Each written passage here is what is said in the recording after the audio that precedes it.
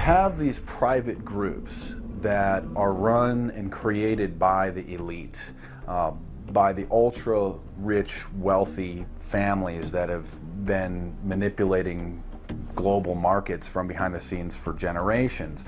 They create these private groups that then feed information to the government, to senators, to congressmen, their recommendations, their policy papers, what they think should happen. And it's fascinating because if you actually read what it is that they're doing, the recommendations that they make, they're very able to get them put in place. Discussions that are going on in these private groups are really talks that should be going on in Senate committees and in the halls of Congress, but they're happening with these ultra elite groups that are then pushing their propaganda into the political mainstream, and then it's becoming enacted, it's becoming put into law. Still not convinced the CFR is promoting a new world order? Listen to what Leslie Gelb had to say upon leaving the New York Times to chair the organization as its president in 1993. I loved it. Doing a column is a great job. I'm going to an equally great but different job, and in a way a job that caps everything I've been doing in my life, in government and academia and in journalism.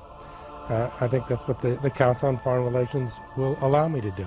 Well, you know, for example, you had me and 3 or 4 other folks on this show a few months ago to talk about the New World Order, right? Exactly. Right? Bob I talk Hormats about and it, you, exactly. Right. I talk about it all the time. New World Order wants a global system where one small central authority of individuals can then dictate a policy that's going to be distributed down to the rest of the world, everywhere, in the smallest little town in the middle of nowhere in some remote country. I now think it's safe to say that the Council is extremely influential on the world stage and openly promote global governance. The Council and the globalists were able to take this agenda to the next level following World War II. The United Nations was born out of the ashes of this conflict. Unlike the League of Nations, the United States not only joined this organization, they championed it. First book I wrote was The Fearful Master, a second look at the United Nations. It was written at a time when it was not popular to be critical of the UN. I mean, the United Nations was viewed by almost everybody as our last best hope for peace. It was a means, we were told, to bring humanity together and put an end to war and live in peace and harmony and promote trade and all of these good things. I wish it were any of those things, but it's not. The original charter for the United Nations was drafted in San Francisco in 1945, and the United States became a permanent member of the Security Council, along with France, the United Kingdom, the Soviet Union, and the Republic of China. The process by which other nations' belief systems could be used to erode and eviscerate our Constitution and Bill of Rights had taken a giant leap forward. The United Nations is one of the most well-known sort of globalization attempts. Its primary goal is to streamline all the governments of the world, to create a global council and to unify all the rules and all the regulations for the world. So it's essentially the precursor and an engine of this new world order. The United Nations is made up of all of the countries of the world, most of which are dictatorships of one kind or another. And you don't take a bunch of dictatorships and put them into a bag and shake it up and come out with a freedom-loving governmental unit. You come out with a global dictatorship. This was the public face of global governance. However, many other organizations have been birthed since. Even more suspect is a private group called the Trilateral Commission.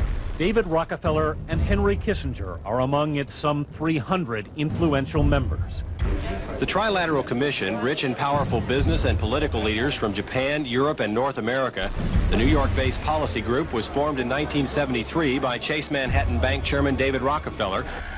In addition to Rockefeller, there are many other noted American members. Among them, economist Alan Greenspan, former Defense Secretary Harold Brown. George Bush was once a member, but resigned last year before his unsuccessful presidential campaign. Back then, it wasn't politically wise to be aligned with what his party's right wing considered a shadow world government. The United Nations would take over America. The Trilateral Commission would control the world. Just look at its membership, they say. Current and former members include Presidents Clinton, Bush, and Carter. names like Brzezinski, Christopher, Kissinger, and Schultz, and top executives of ITT, Xerox, Exxon, and Nations Bank.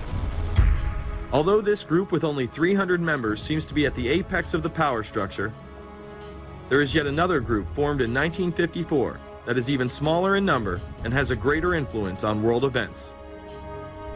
Meet the Bilderberg Group. This elite group meet annually around the globe. There is a core group of members who have attended every year for decades, such as David Rockefeller, Henry Kissinger, and Queen Beatrix of the Netherlands. These members invite others who are politically and socially relevant at the time. Each year, around 140 people are in attendance.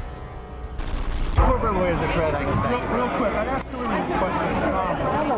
In June of 2004, you attended a meeting in Italy called the Bilderberg Group. I just want to know what you were doing out there, what that was all about. Because she lied to me and told me she didn't go. I figured you might tell me the truth. All I did was go. They had a Republican and a Democrat. Republican was,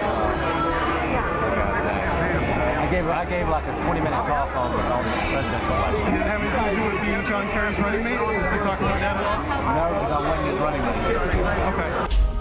I happened to be in Europe then on my way to Russia. I was invited to go to Bilderberg by Vernon Jordan, a friend of mine and a genuine hero of the civil rights movement. And to the best of my knowledge, NAFTA was not discussed by anybody in my presence. Documents released by the group in 2001 reveal that in September of 1955, the group met in Germany and covertly outlined the idea of a European Union. Section E, European Unity, discusses the general support for European integration and unification, and the idea to unify Germany once again with the rest of Europe under a common marketplace. Belgian Viscount and current Bilderberg chairman Etienne Davignon told the EU Observer in 2009 that the next Bilderberg meeting could improve understanding on future action in the same way it helped create the euro in the 1990s.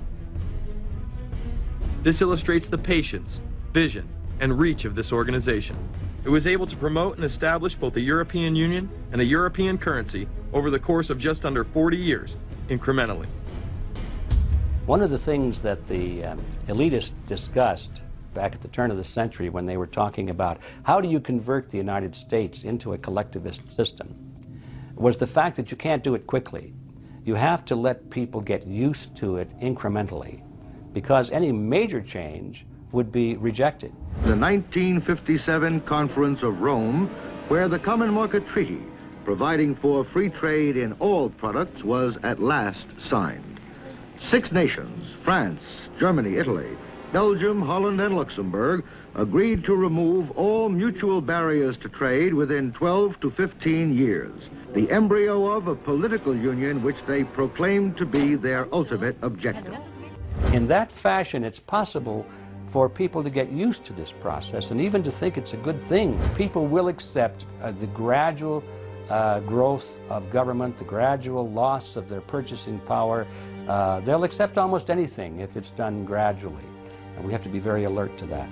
2008 and 2009 attendees include World Bank President Robert Zoellick, Treasury Secretary Timothy Geithner, former head of British Secret Intelligence Richard Dearlove, Donald Graham, CEO of the Washington Post, CNN host and author of The Post-American World, Fareed Zakaria, and many other giants of business, politics, and media. You just came back from meeting with the Bilderberg Group. The Bilderberg Group are, when people who are conspiracy theory people, they send me mail, it's usually about the Bilderberg Group. And I get these books on my front door, which I'm uncomfortable with, and it's all about the Bilderberg, like they're the modern day Illuminati. Are you a member of the Bilderberg Group? I don't think we're supposed to talk about this.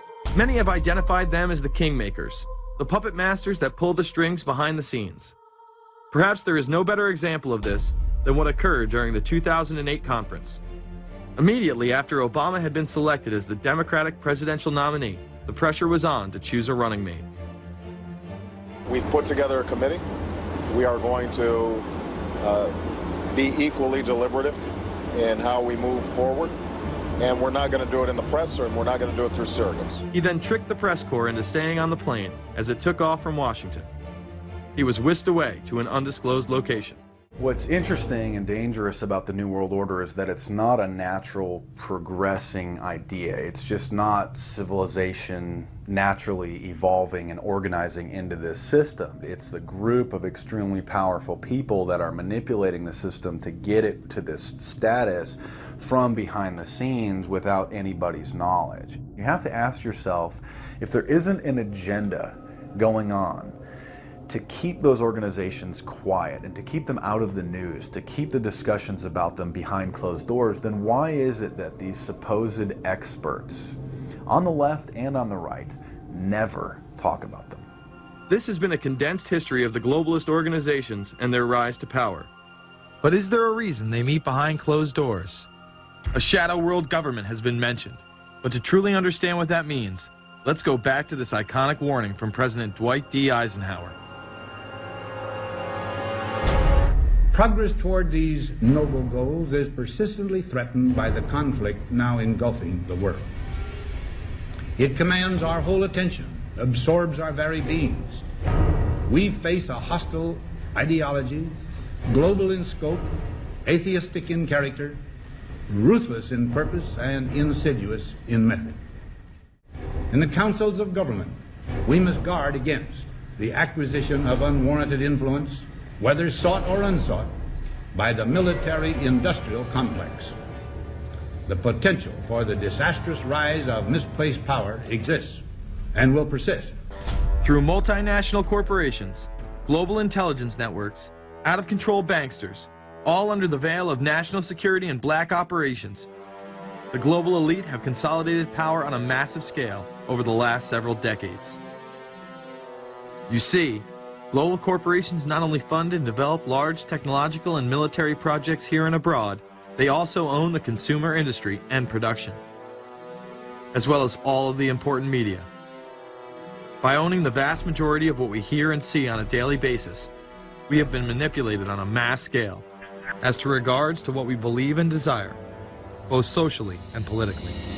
Edward Bernays, the nephew of world-famous psychoanalyst Sigmund Freud, would study group dynamics and become the father of public relations. He authored the book Propaganda in 1928. In it, he described how to intelligently and consciously manipulate the habits and opinions of the masses within a democratic society. He went on to state that those who harness this unseen mechanism of society constitute an invisible government and are the true ruling power. It is they who pull the wires which control the public mind, who harness old social forces and contrive new ways to bind and guide the world. The average American is distracted, mindless, worried about minuscule things, celebrities, as if it was their own family members. And this is by design, because the powers that be, who own the media, know how our brains work. They know scientifically how the human mind functions. They know about sociology, and they are using the media, and have used the media for decades now, to entertain people with issues that don't really matter. When you have the big news networks covering celebrity issues as if it's the most important thing, it becomes the most important thing. And this is not by accident. This is to keep us out of the way. Because if you're worried about the latest celebrity death, or the latest celebrity couple, or the celebrity breakup, or your sports team having a shot at the Super Bowl or the World Series, there's so much information about those issues that can be discussed that will mesmerize people, and they won't know or care about the real issues that are out there. Well, I think this is just one more piece of evidence of the degree to which the media, supposedly the watchdogs, has become the gatekeeper of the system. So as the populace is mesmerized and hypnotized by powerful behind-the-scenes forces, as they are distracted by the latest celebrity scandal, the newest cell phone, and their favorite sports team, this network disguises itself, remaining in the shadows.